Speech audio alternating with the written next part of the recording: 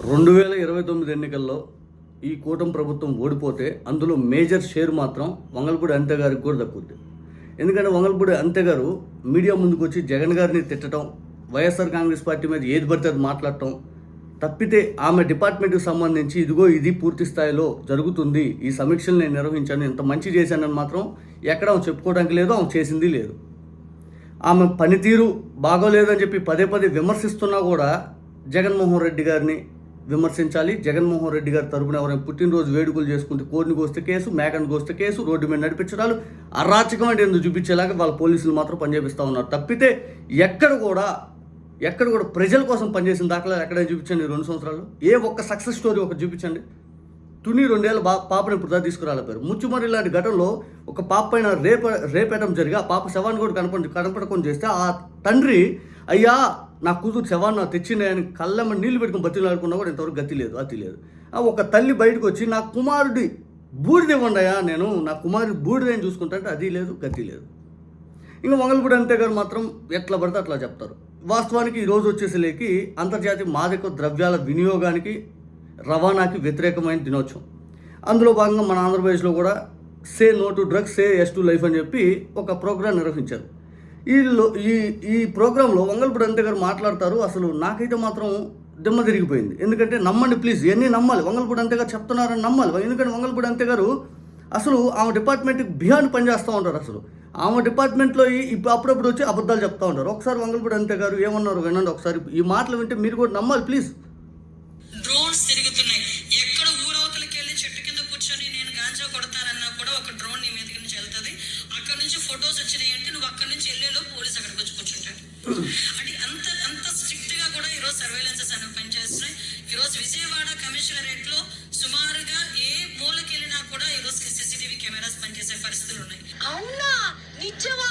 ఈరోజు విజయవాడ కమిషనరేట్ లో సుమారుగా ఏ మూలకి వెళ్ళినా కూడా ఈరోజు సీసీటీవీ కెమెరాస్ పనిచేసే పరిస్థితులు ఉన్నాయి. అవును, నిజమే, నమ్మాలి. ఇవన్నీ నమ్మాలి. నిజంగా వంగలపూడి అంతే గారు చెప్పారని నమ్మాలి. ఎందుకంటే రాష్ట్రంలో రిపోర్ట్ అయిన గంజాయి కేసులు ఈ మధ్యకాలంలో చాలా అయినాయి. రిపోర్ట్ కానీ ఎన్ని ఉంటాయి తెలుసా? ఇంకా చాలా ఉంటాయి.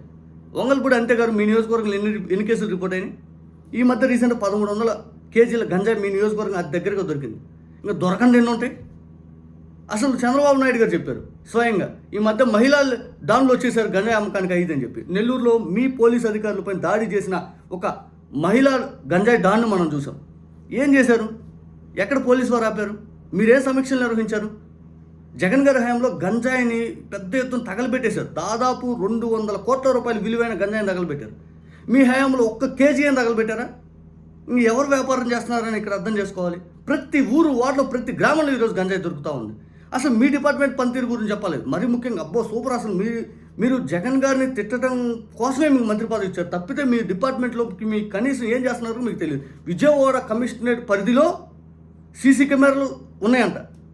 అదే సీసీ కెమెరాలను అడిగి చెప్పండి వంగలపూడి అంతే గారు, సాయికృష్ణ అనే వ్యక్తిని ఎక్కడ తీసుకొచ్చారు, ఎప్పుడు తీసుకొచ్చారు, ఏ హోటల్లో ఉంచారు, ఎక్కడ లాకప్ డేట్ జరిగింది, అసలు ఏం జరిగింది, బూడిద ఎక్కడ ఉంది, అతను తగలబెట్టింది ఎవరు, ఏ డిపార్ట్మెంట్ ఏ అధికారులు వచ్చారు, అవన్నీ సీసీటీవీ ఫుటేజ్ బయటపెట్టండి, జనాలకి బయటపెట్టండి, కోర్టు సమర్పించండి. ఆ సాయికృష్ణ కుటుంబాన్ని న్యాయం చేస్తాం మాట ఇచ్చారు కదా. మొత్తం ఎంతమంది కానిస్టేబుల్ ఉన్నారు, ఎంతమంది అధికారులు ఉన్నారు, అసలు ఏ హోటల్లో జరిగింది, మొత్తం సీసీటీవీ ఫుటేజ్ అంతా బయటపెట్టండి. చివరాఖరి కోర్టు చెప్పినా కూడా ఆ పోలీస్ స్టేషన్లో సీసీటీవీ ఫుటేజ్ లేదంట, కరెక్ట్ అయిపోయిందంట. 18 నెలల సీసీటీవీ ఫుటేజ్ అనేది ప్రతి పోలీస్ ఆఫీస్లో పనిచేయాలి, ఉండాలి, దాచిపెట్టాలి. ఎక్కడుంది మీ విజయవాడ నడిబొడ్డున కృష్ణలంక కమిషనరేట్ పరిధిలో? ఎందుకు ఈ మాటలు చెప్తారు వంగలపూడి అంతే గారు? ఎవరిని మోసం చేయడానికి చెప్తారు? నిజంగా గంజాయి కేసులు రిపోర్ట్ అయినాయి ఇన్నుంటే, రిపోర్ట్ కానీ ఎన్ని ఉంటాయి? ఈరోజు ప్రతి ఒక్క సామాన్యుడికి తెలుసు. దారిని మీద ప్రతి ఒక్కడు వాడు గంజాయి తాగినోడు అంటే మనందరూ తెలుసు. మరి వాడు గంజాయి తాగుతున్నాడంటే ఎక్కడి నుంచి వస్తుందో కూడా తెలుసు, ప్రతి ఒక్క సామాన్యుడు తెలుసు. కానీ మీరు మాత్రం ఏమీ లేదు, ఎక్కలేదు, అంతా గంజాయికి నో ఫ్రీ మొత్తం ఫ్రీ అయిపోయిందని మాటలు చెప్తూ ఉంటారు. దేనికి?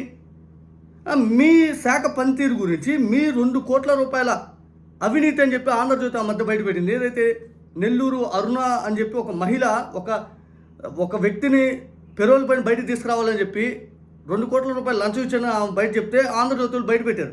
మీ హోంశాఖ కార్యదర్శులు వద్దు ఆయన బెయిల్ ఇవ్వద్దు, పెరోల్ ఇవ్వద్దు అని చెప్తే మీరు స్వయంగా హోంశాఖ కార్యదర్శులు వద్దన్నా కూడా అతను పెరోల్ ఇచ్చి బయటకు పంపించారు.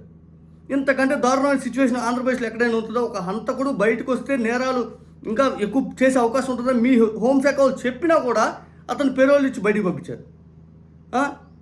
లా అండ్ ఆర్డర్ పనితీరు గురించి స్వయంగా రోజు పవన్ కళ్యాణ్ గారు చూదానే ఉంటారు. అయ్యో అయ్యో ఫెయిల్ ఫెయిల్ ఫెయిల్, మీ పోలీస్ డిపార్ట్మెంట్ గురించి రోజు చూస్తాడు ఫెయిల్ ఫెయిల్ ఫెయిల్ ఫెయిల్, అధికారులు అది ఇదని.